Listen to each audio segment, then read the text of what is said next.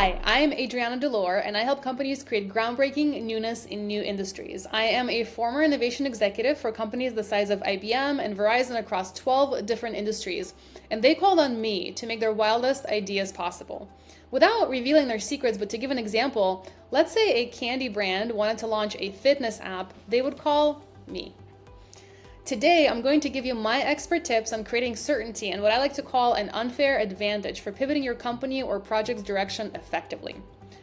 First of all, if you think that you can buy proprietary reports from McKinsey, IBS Global, or other firms and use that for your pivot, please reconsider.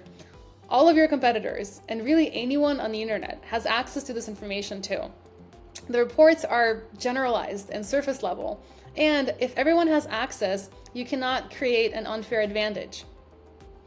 Second of all, many smart people think they can relate to their audience, to their customers, to consumers, and so they start finishing their sentences for them, or worse, speaking for them. They think they're putting themselves in their audience's shoes, but still they're there by themselves though, and think that they know so much, especially after reading those insider reports. Believe me though, as I humbly say, what we think we know about other people, we don't. And even when we talk to people and think that we're observing them and making conclusions, same as the people who wrote those reports did, if we're doing it in a silo from others, we're doing it from a lens that is biased. Remember this, the map is not the territory. What looks like a green zone might be a tree, might be some bushes, might be some grass.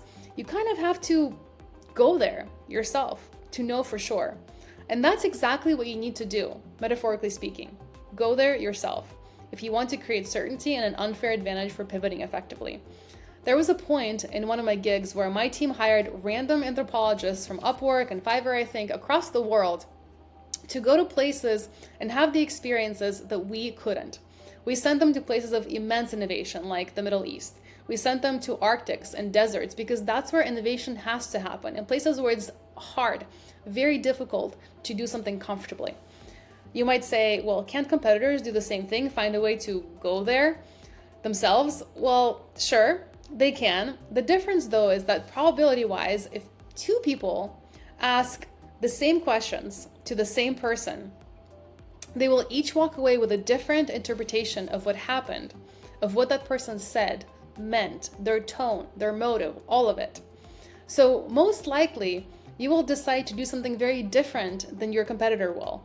And the success of your endeavor versus your competitors is the lens through which the information you've gathered was interpreted. Lastly, we don't actually have to go to Arctics and deserts. That was just an example.